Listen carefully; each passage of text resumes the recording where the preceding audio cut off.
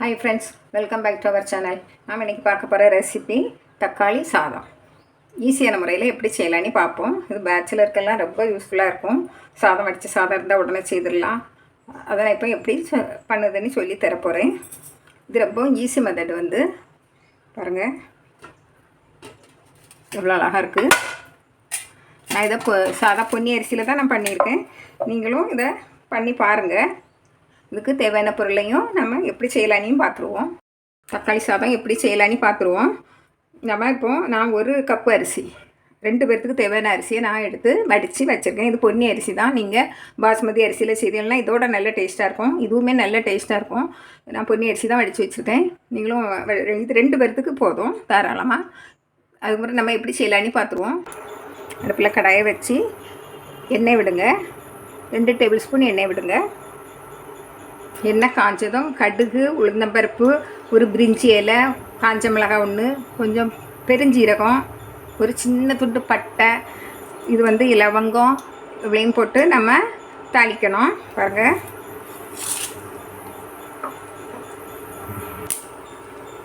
பட்டையெல்லாம் நல்லா இந்த நேரத்தில் இது ரம்பா இலை, இது பிரியாணி இலைன்னு சொல்லுவாங்க.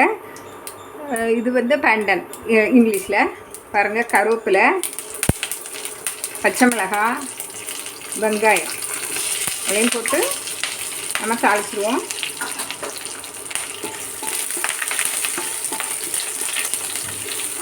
நல்லா வதக்கி விட்டுருவோம். ஒரு வெங்காயம் நான் எடுத்திருக்கேன்.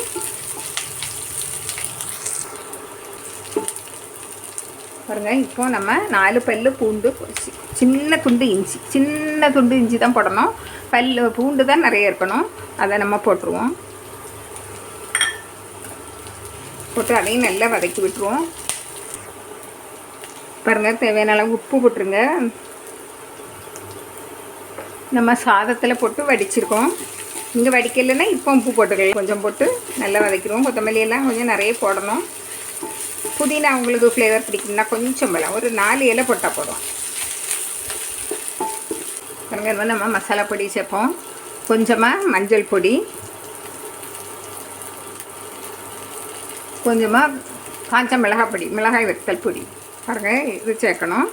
உங்களுக்கு காரத்துக்கு தேவையானதாக சேர்த்துருங்க. இந்த தக்காளியை நான் மிக்சியில் போட்டு பேஸ்ட் பண்ணி வச்சுருக்கேன்.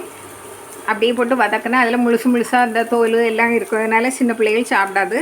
இது அப்படி இல்லை. இது இப்படி போட்டு நம்ம வதக்கி எடுக்குதுன்னா நம்ம நல்ல டேஸ்ட்டாகவும் இருக்கும். பாருங்கள், 4 தக்காளி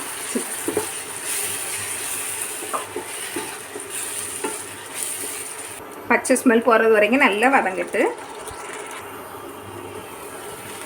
பாருங்கள்.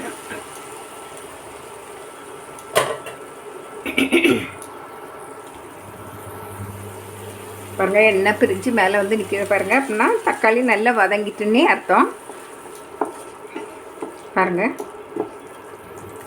இந்த ஸ்டேஜில் நம்ம சாதத்தை போட்டு கிளறி இறக்கிடுவோம்.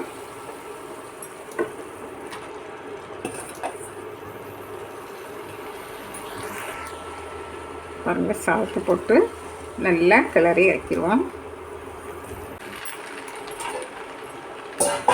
பாருங்கள், இப்படி நல்லா கலந்து இந்த மசாலா எல்லாம் அந்த ரைஸில் பிடிச்ச உடனே நம்ம அது மாதிரி இறக்கி பரிமாறலாம். பாருங்கள், இன்னும் கொஞ்சம் வேகணும். இந்த மசாலா எல்லாம் அந்த ரைஸில் பிடிக்கணும். 1 நிமிஷம் நல்லா கிளறி விட்டுருங்க. பாருங்கள், நல்லா பிடிச்சி வச்சு இப்போ டேஸ்ட் பார்த்துருவோம்.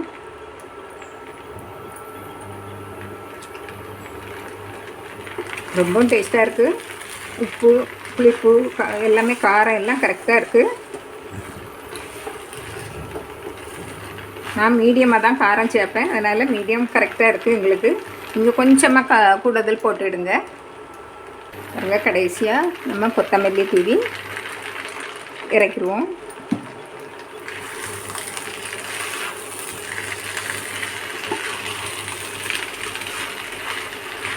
கரம் மசாலா தனியாக சேர்க்காதுங்க. நமக்கு அது ரொம்ப தகட்டுனா நாங்கள் இருக்கோம் தக்காளி சாதத்துக்கு. அதனால நம்ம தாளிக்க செய்யுமே அதை போட்டு தாளிச்சிடலாம். நம்ம இப்போ இறக்கிடுவோம்.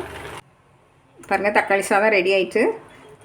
ரொம்ப டேஸ்டாட்டும் நல்ல சுவையாட்டும் நல்ல மணமாட்டும் இருக்குது. நீங்கள் இது பாஸ்மதி ரைஸில் செய்து பாருங்கள், ரொம்பவும் டேஸ்ட்டாக இருக்கும். நான் இது சொன்ன அளவோடு செய்து பாருங்கள். உங்களுக்கு பிடிச்சிருந்தால் லைக் பண்ணுங்கள், ஷேர் பண்ணுங்கள், கமெண்ட்ஸ் பண்ணுங்கள், சப்ஸ்கிரைப் பண்ணுங்கள். தேங்க்யூ.